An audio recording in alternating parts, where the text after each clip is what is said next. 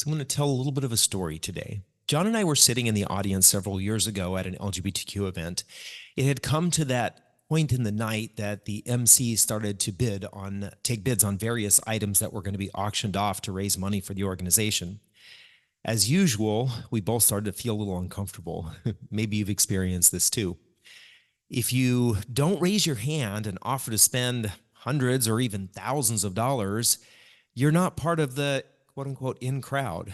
It's an opportunity for many in the community to be seen and admired because of the quote unquote good of the community donations that they're making. So at one point during the night, I turned to John and I whispered that I was going to raise my hand to bid on a trip. Well, what's interesting is I knew that it would cost us thousands of dollars. So John whispered back to me, "Can we afford it?" And I replied, "No," but for some reason, I still felt the need to raise my hand and bid so that we could, quote unquote, be included. So what did I do? I raised my hand and I bid $1,500, even though I knew we didn't have that kind of money in our savings account for travel, nor did we have that kind of money to put on our credit cards since we still haven't paid off our $51,000 in credit card debt. So why was I willing to put the two of us in a bad place financially just to be seen? What drove my desire to give even though it wasn't a financially smart move for us? Why couldn't I just give directly to the organization without going further into debt, costing us maybe 10, 20, or even 30% more, which wouldn't have ended up going to that organization anyway? You're listening to Queer Money, episode number 538. Today, we're joined by writer and personal finance educator Jackie Lam to talk about balancing your family's and the LGBTQ plus community's financial expectations with your own financial goals. Jackie has written for Business Insider, Salon, USA Today, and many, many more. She's a candidate for the AFCPE Financial Coaching and Certification Program and offers freelance business and money coaching services. Now, on with the show. Oh, P.S. Thankfully, we didn't end up getting that winning bid.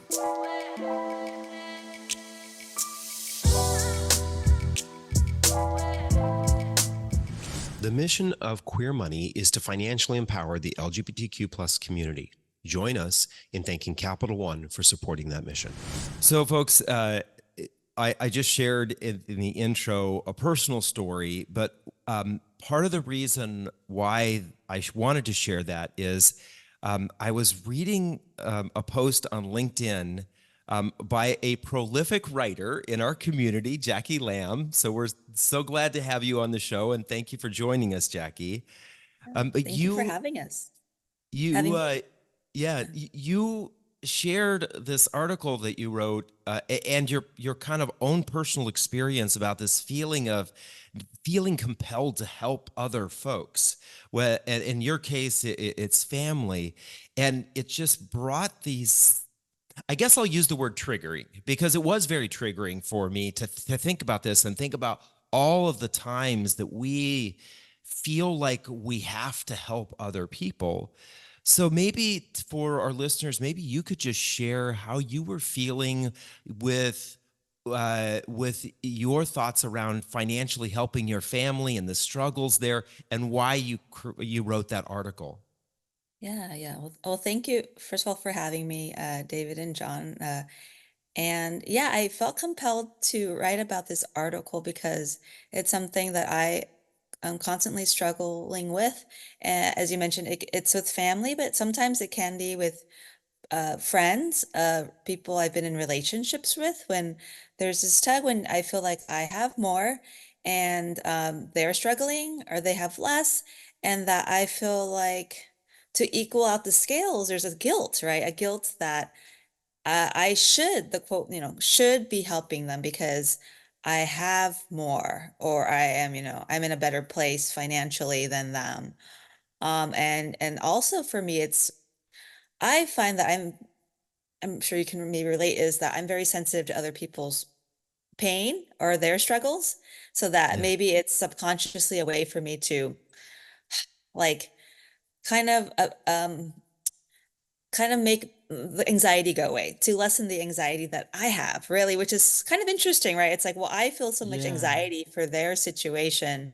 Right. that I feel the need to help them. And to be fair, like my family isn't like knocking on my door, and like rags going, Jackie, like, I'm struggling here. Can you help me? It's really not that. It's really like I find it to be a hidden expectation or maybe Yeah. a self-imposed expectation, right? Mm.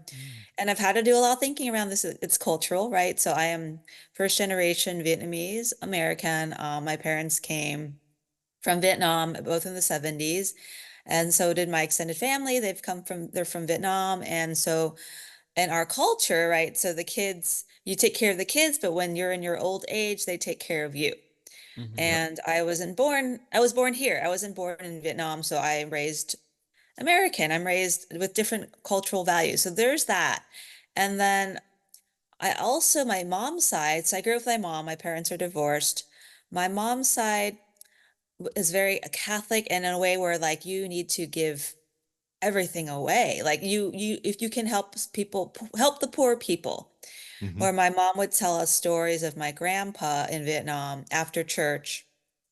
He would make a big pot of like, I don't know, rice or some kind of dish, and he would give it to everyone else and not think about and not have anything else for himself. But that was seen as something that was a good thing to do. So I realized growing up that even though no one's like, you know, directly telling me I need to do this, there's a lot of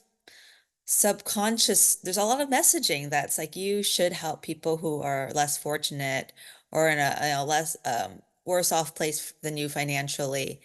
And it's been a true struggle where I did not realize that my mom really did want my help when we were in Hawaii of all places, and it came out where we got into some argument. It was not pretty. It was essential though. It was a fight where my mom said the first thing she said, because when you're triggered and you're heated, you some say things and you're like, whoa, Never. where did that come from? Never We have happened to right? me. We never never done that. Yeah. So my mom's like, the first thing she said was, you care more about your money than you care about me. And I was like, Oh. wow, where did that come from? Because if anyone knows me, I am not someone who, in the personal finance space, most of us are thinking about money as tools, as energy, right? We're not really Scrooge McDuck sitting on our like piles of coins, going, you know what I mean? We're not those people. And I don't think people who are financially minded, a lot of them are like that. So I was like, wow, my mom thinks I'm like greedy or where is she coming up with this? And so I had to be like, why do you think that, Mom? It was a really tough talk. And she's like, well, a couple years ago, I had asked you for help. And I was like, for help. And this was like, we were in Vegas and she said it once and I did not know what she meant. And so that's what started this whole conversation with my mom where we Oh. actually after that trip it was I realized I didn't know what she meant. I don't know what she expected. I don't know where she's at. So from there started a real conversation of like, Mom, like, I heard you and I'm curious what you mean by that, and let's sit down and have a real talk with like, would you like me to do?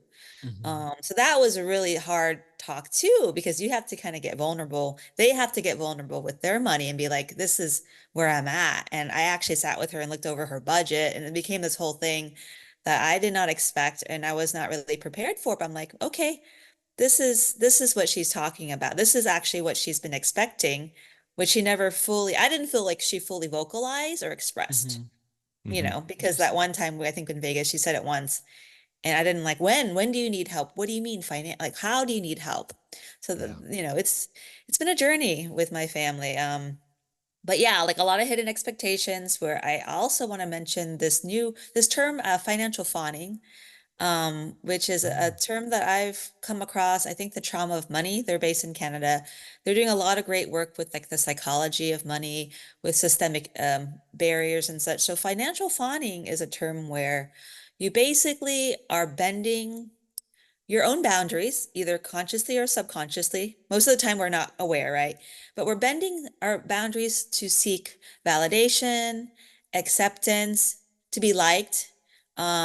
It's very relational, right? So I learned that there's different ways to be a financial fawner. So it could even look like you're under earning, like you're not asking for enough money because you don't want to come off, I don't know, right? Like greedy or whatever people think when they Aggressive. ask for what they deserve. It can come off as that person at brunch, Sunday brunch with your friends who pulls out the card and pays for everyone, even though you can't really afford it. It could come off Yeah. like someone extending help to family or friends when, deep down they don't want to even, or they can't, or it's hurting them. So financial fawning is this umbrella term that I've discovered. I'm like, hey, I come on my mom's side from a bunch of financial fawners where I had a relative. I learned that my relative took out like a HELOC or some kind of loan and gave it all away. Like this is how the extremities of financial fawning. And so I've had to do a lot of work on why I have this feeling where I have money and I need to give it away. And part of it is, I had mentioned this in the article, was my family, in the Vietnam War, the communists came. And something that I've learned with the communist stories, that when the communists come, they will take everything you have away. So there's this fear that I think my mom has on my mom's side, is that when I have money, it will be taken away. So I should spend it or give it away. Because she said that to me before. She's like, Jackie, I have a little bit of money and I want you to have it now because one day when you need it, I may not have it anymore. I'm like, Oh. so some people, money is this thing where you don't have control over it. It's like it disappears from you. And I'm like, why does she think that? I'm like, oh, maybe because that had happened to her family when she was young, because she lived in the Yeah. north and the communists had come in the northern Vietnam, North Vietnam. So all these personal stories that we have that are cultural, generational, I really had to kind of put it together but at the visceral level, as you know, David, John, is it's a tinge of some kind of guilt or discomfort that I Yeah. feel when other people Mhm. are struggling, and I feel this need that I'm not doing enough, that I need to do more. So I think that's where it comes on a somatic level Yeah. for me Yeah. personally. There's a lot to unpack what you just said there. First of all, financial fawning is a term that I had not heard of. And Yeah. after hearing you say that, all of us now know that in the intro, we were financially fawning. But it is a very interesting thing. I think, especially for folks of us in the queer community, we grow up with this strong desire to be accepted by others because we know inside we're different, right? We know we're different. We want to be the same. We want to be accepted. And so, one of the easiest ways to do that is to have the facade that looks like we got it all going on, right? We're all great, and that is definitely the case of how John and I got into so much credit card debt.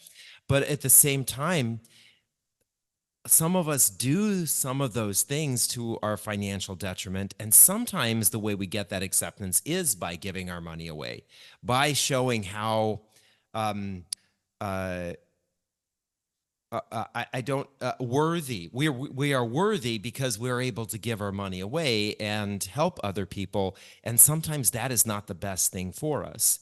Yeah, in the article, you talked a little bit about how you were trying to figure out, how do I balance this? How do I balance this idea of, I want to help, and there's nothing wrong with wanting to help. There's nothing wrong with being generous. If you can afford to buy brunch for everybody, go right ahead and do it.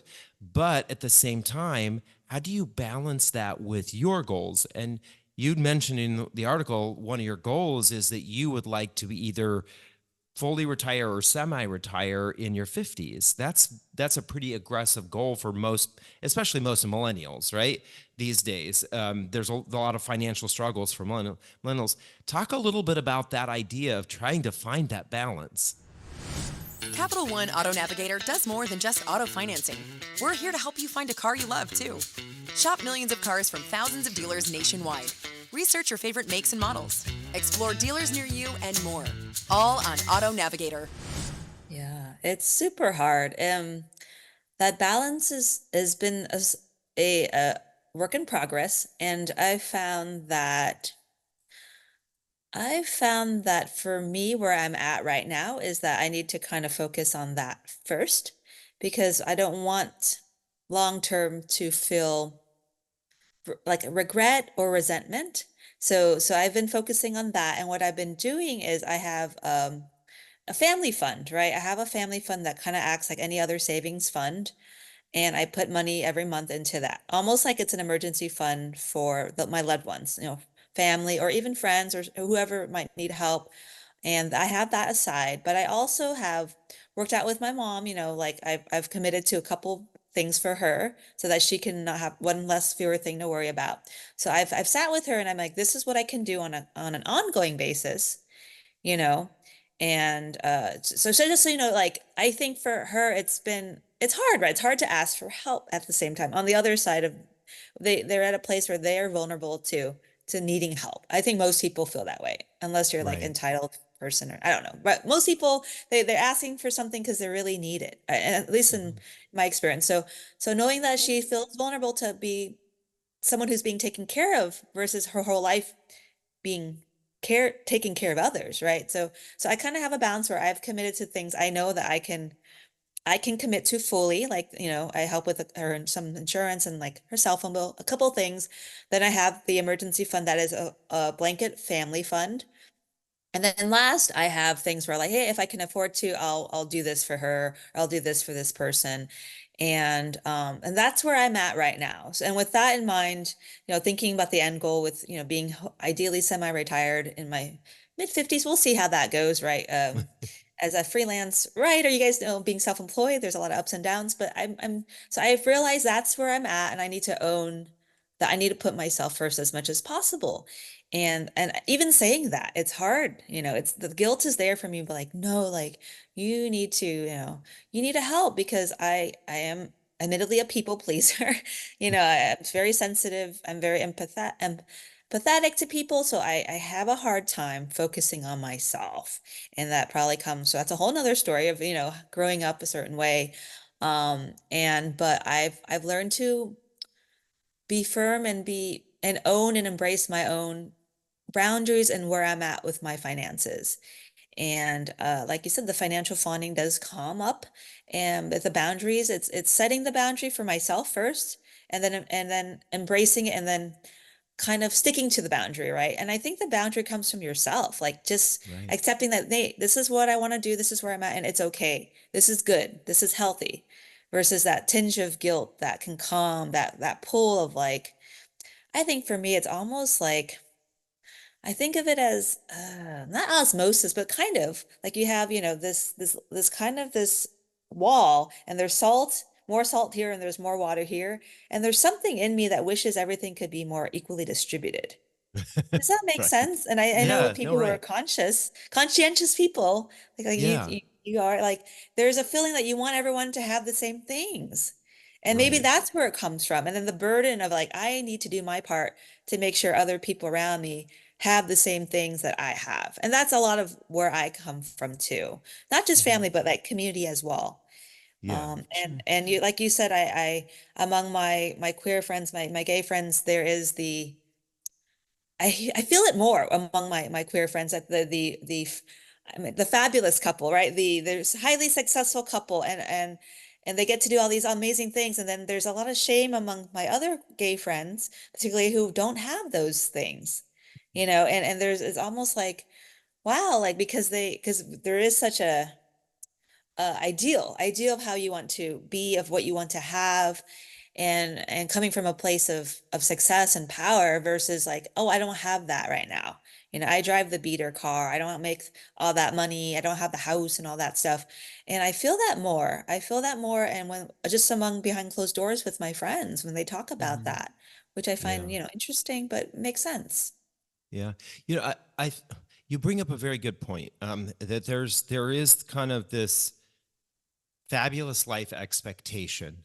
John and I say oftentimes we feel it's especially strong with gay men, but we also know that lifestyle doesn't always have to look like, the expensive lifestyle doesn't always have to look like the designer clothes, the expensive vacations, the nice car, the nice home. Sometimes it's the number of pets you have, the driving the right kind of car, giving to the right charities, making sure you're always buying sustainable foods, and all the wearing sustainable. That's not cheap either, right? And sometimes that lifestyle can be just as expensive to live up to that lifestyle requirement that community can have.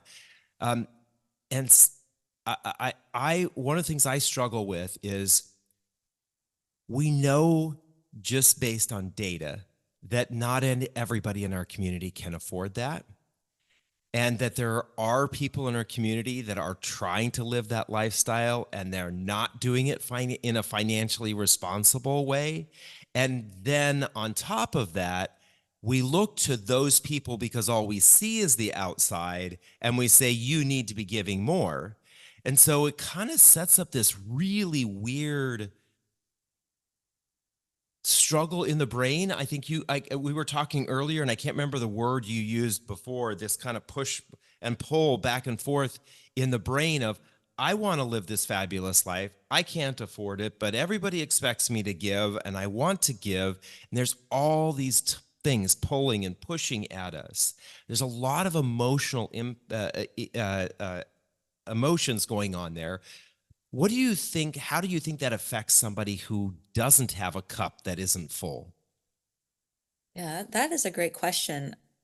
Right. So I've been thinking a lot about this. So funny you mentioned this whole like all the struggle, right? Like, and I love how you mentioned that it's not just about being flashy, it's being the right kind of flashy, right? Meaning our new sustainable flashy and living in Los Angeles, you're describing the hipsters of Echo Park and Highland Park who go to Erewhon, right? And they talk about, yes, they drive the Teslas or they're whatever. Yeah, 100%. So oh, and the expectation of giving, right? Going to those charity functions, whatever, donating to these good causes.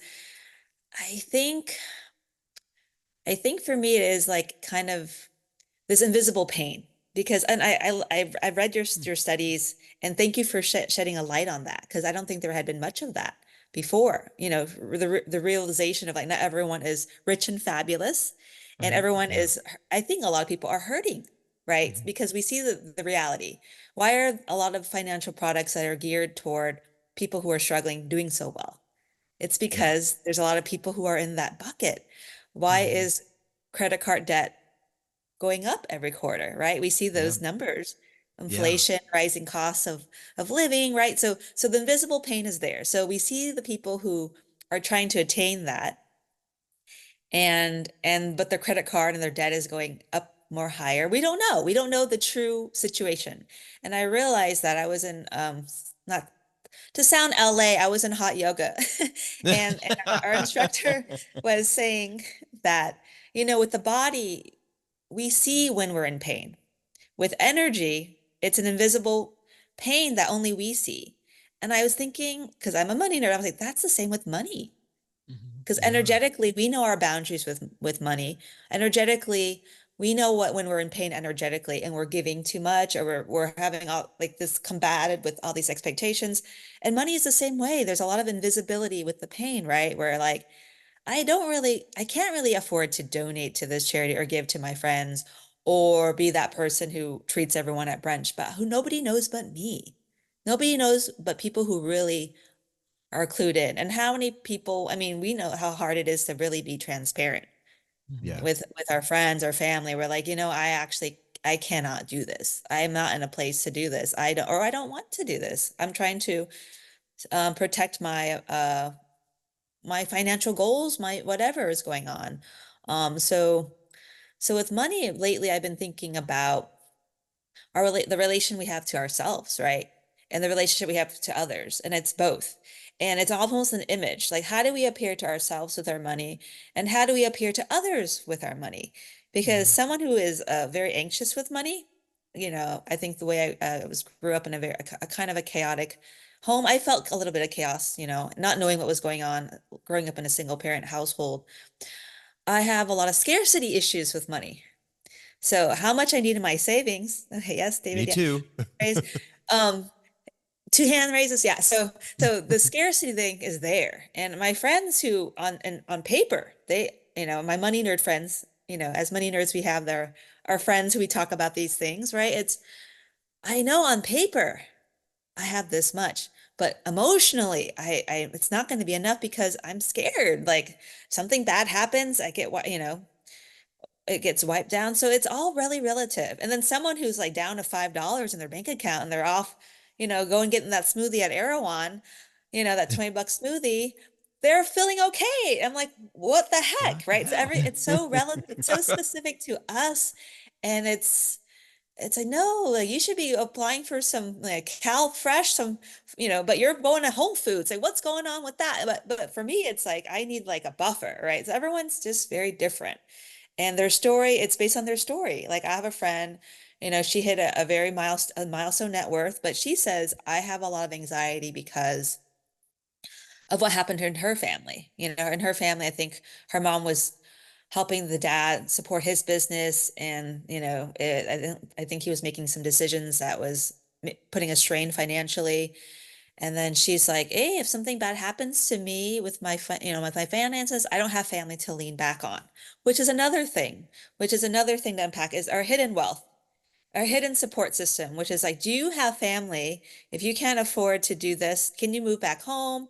Can you, can they help you with the mortgage if and that's another thing that we don't talk about is, I don't know if it's hidden wealth, but it's a support line that not Yeah. all of us have. I certainly don't feel like I have that. If I was in trouble, I would be just on my own in that way, which is another aspect, right? I know I'm kind of bouncing around, but No, I it's think it's a complex thing to really own what you're feeling and to be strong with and be clear with these expectations. Like, where are these expectations coming from? Yeah. yeah. I love that twist that you put on invisible pain. I've never really heard it applied to personal finances that way. And I wondered, from your understanding, maybe from your own experience, as well as the people that you work with, when it comes to people's finances, do you think many of us know the type of pain that we're in? Or do you think we've become, desensitized to it because we have to live this consumer culture and we've had these expectations so imposed on us that we maybe don't even know that there's this anxiety inside us? Yeah. Yes, that's another a great question. So I kind of do a lot of parallels in my own life with money because I've been very frugal and I've been good with money, but I've been terrible about food. Like super carbivore, sugar addict. And so a long time ago, I was with my friend. He goes, "You know what? You're addicted to sugar and it makes you crazy." And I got really defensive. I mean, it was all in good jest. He was like saying like my moods change, and I'm like, I felt like, what the heck? But it actually turned out to be true. Where like my normal was like I was just so used to like ups and downs because I was eating too much sugar at the time. And I think for some people, their state of normal, I realize, is that they're in constant stress. They're in constant Mm-hmm. anxiety. And that they don't realize that they don't have to be in constant stress and constant anxiety. That that's like a normal that maybe they feel like everybody else is feeling this way about money, because a lot of people do feel stressed and anxious, and that they're always, paycheck to paycheck. That's just like the normal where like, hey, there is a better way. There is a Mm-hmm. better way where like, hey, your normal doesn't have to be like constant, like hamster running on a wheel, trying to make your rent, every month. Like your normal can be, hey, I feel secure. I feel comfortable. I feel confident. Like that is not a reality. And as you know, like it does not have to do anything really with your income to an extent, right? Like if you're in a place where you're Right. under earning and you don't have enough to pay your bills, that's one thing. But like if you are making more than enough, and a lot of people have make more than enough, but they still feel like really stressed. And I think part of it could be that it's just their normal and what they think everyone else's normal is, or what they're used to. I also think that it can be, you can tell somebody who's in a constant state of anxiety that they don't need to always be so anxious. But then when there's a discomfort that they have to overcome when they don't feel that anxiety, we become addicted to that stress level because that's our baseline, that's our homeostasis. And so when you like the stress starts to go down, you're like, well, why aren't I stressing? I should be stressing. What's wrong that I'm not stressing? Are you judging me right Right. now? No, no, I'm not projecting at all. Mhm. So yeah, no, for sure, right? It's so where it's like I'm right, and almost when you don't feel that anxiety, like you almost think something new bad that's gonna happen. Where like you're so Right. used to that, they were like, well, what's gonna happen now? Or like you're just anticipating the next bad thing. Where like, Yeah. Oh, I think, and this is another thing. This was someone I knew. He would say, whenever I have money, I get like a little bit of money, it goes to something I don't want. Like it goes to like my car breaks down and I have to pay. So this is some kind of story you create, right? Where it's like, I'm so used to anxiety and I'm so used to like something bad happened where my money gets taken. Some same kind of scenarios, like my family, weirdly, that he would just spend it. And like some people I knew were like, I'm only comfortable for it to go to zero. Like when I have more in my bank balance than zero, like I feel uncomfortable. I'm like, what is up with that? Like, why is there a That's discomfort? We're like, hey, the money's there and it's not going anywhere. You actually have autonomy. But like, I think you're right. It's like when you're not anxious, you're like, it's anxiety, it's discomfort, it's a new discomfort. Right, yeah, exactly. yeah. It's I want to get back to this idea that we originally started talking about. This feeling of needing to support and help other people. And we all have that desire, right? I think generosity is a human trait. All of us at there, if you don't have generosity inside of you naturally, then you're evil. So, but I think that all of us have a level of generosity. Like we want, we like to take our friends out and buy them a cup of coffee or buy a round of drinks or pay for brunch or whatever the case may be. Go to the charity events and donate or give to somebody on the street when they need it. Who cares? It's their decision as to what they do with it. We see somebody in need and we give them money, right? I think all of us have that level of generosity inside of us. But I think sometimes that level of generosity can get, I don't know if perverted is the right word, but it can get so, it can accurate. become, well, as you said, it can become the financial fawning, or on the other side of it, some people may look at us and make us feel bad about our situation because they see so much inequity in the world. And so then all of a sudden we start feeling bad, even though we may not be really doing great financially, we start feeling bad. One of the things that you mentioned that I loved was this idea of creating some boundaries. So, how do we create those kinds of boundaries so that we are able to be generous, but at the same time, we don't feel like we are, um, that we have to go into a hole financially to help other people? Right. Well, I think as I mentioned, having some kind of like like thinking about beforehand, right? Like what are the situations that I feel comfortable extending this generosity, right? And I think as a oh goodness, I'm getting deep. As a probably a recovering codependent, I realize maybe is that there's a difference between being generous and helping and trying to save or fix or rescue, which are Yeah. different things Mhm. because we can't ever really save or rescue or fix anyone. That's up to them, right? But we can be Right. helpful. We can be generous. So I think for me, knowing like it's two things I think for me. It's if where I am at. So if I have like extra money or if I have like maybe even a fund set up, it doesn't have to be like for me, it hasn't been like that, like regimented, I guess, but just knowing like, hey, I am a place where I can get the coffee or I can get the lunch or whatever. And also like the dynamic I have with this person because they may not realize it, but I don't like to use the word manipulation, but there's maybe the expectation of like, and it comes from them. It comes from something within them where like they might be like, hey, you can't afford this. And that's to me, that gets really gnarly, right? Like, Mhm. well, why can't you do this for me? That gets gnarly in my mind. Like, hey, no one should expect you to do anything, really. But yes, there is that. So I think for me, it's knowing like my own comfort level with my own finances and what I want to do.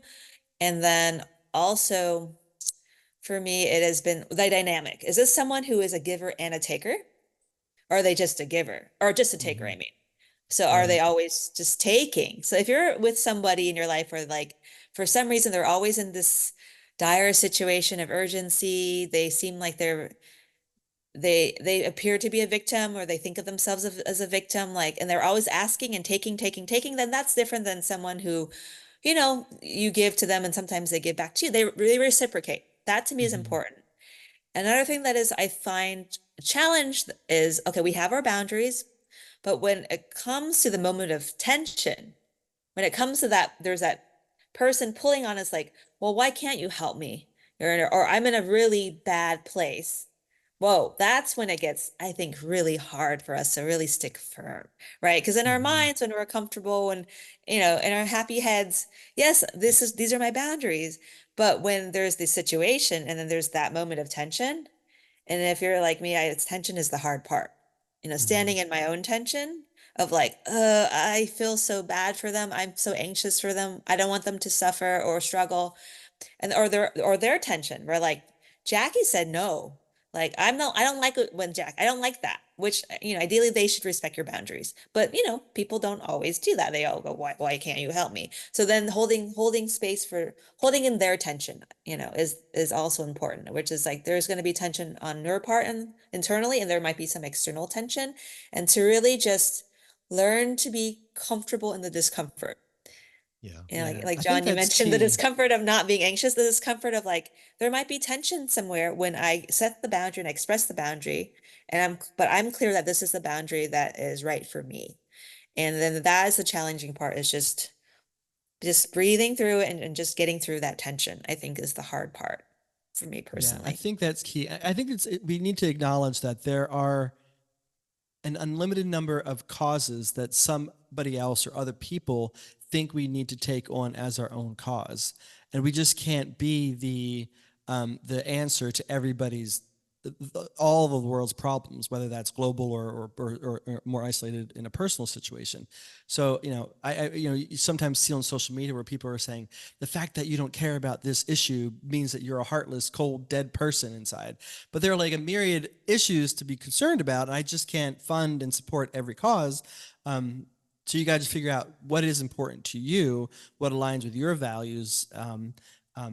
And not that you can't stray from that on occasion, but you can't also sacrifice yourself. Because this is what we said before. We go to these galas, and a lot of LGBTQ plus people will put on their credit cards their donations to these causes, and then never pay those credit cards off, or take years to pay those credit cards off, racking up interest and whatnot. So net, it's not really actually helping the community. It's maybe helping some people temporarily for a little time, but the community as a whole is not necessarily getting any stronger.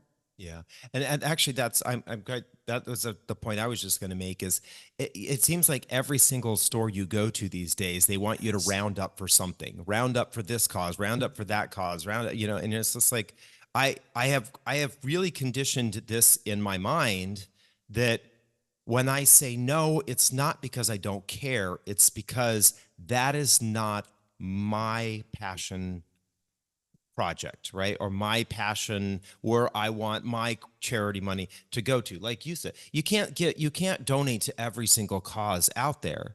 All of us have one or two or maybe three or four that we really, really, really care about. And that's where we give our time and money and energy. And I think that that's what kind of one of the boundaries that we all have to start to develop is who are these, who are individually wise, family members, or charity wise or organization wise, who are these that I can say this is I'm building this boundary around this right here, and that's where my focus will be. And then we have to be okay with that, like you said, that discomfort of saying no, but thank you.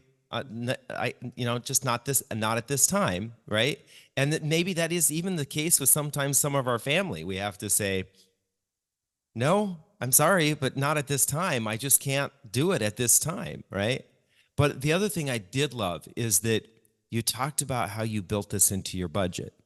And I think that's why it's so important for folks to have at least some sort of structure to their budget, a sinking fund for emergencies for other people, a sinking fund for the charities that I am passionate about, the sinking fund for the opportunities to give when I really, really want to and feel compelled, and have kind of some emotion around it and want to do it at that time, right? To have that extra 25, 50, $100 to be able to say, yes, I can do this right now. And I know it will really help this person or this group. No, I love that. I love what you mentioned about alignment with values and goals, because I think maybe with helper types, there's that emotional, there is a payoff, right? When someone is like, hey, this is the cause on, whatever on Facebook, all those little roundups and things like that. And the payoff is that you do feel good, a little bit good when you do give. But the reality is like, yeah, I can't give to 100 places. I want to focus on the few. And for me, it's like, well, long term, what is it that I want to contribute to? And I do have a friend, he has always been such a giver. And so for me, yeah, like giving maybe a little bit continuously every month, like he donates to Project Q.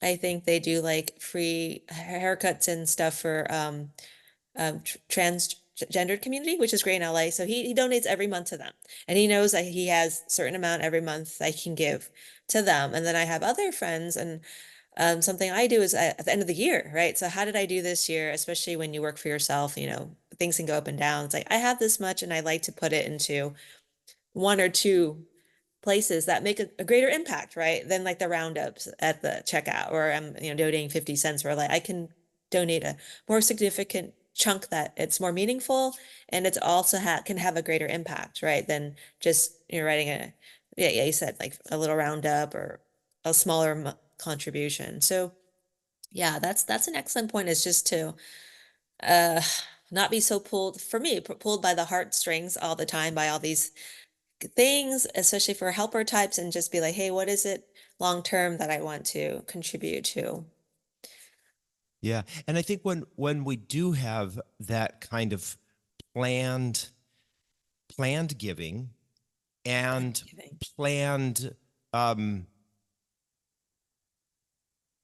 what do you, spontaneous giving. If we have a planned giving where we do it on a regular basis, and then we have a planned spontaneous bucket, right, where we can give when we feel like compelled to and in the moment, it really then does help us say, okay, I don't have to have that constant tension inside of me of not because I can't give to all of these, or somebody comes to me and I just say, thanks, but I can't right now. I already have this month. I've already done this or that. Or you don't even have to say it to them. You just say, sorry, not at the moment, but it's inside where we are able to resolve that with ourselves and not feel compelled to put ourselves in a financially precarious situation if we do end up giving.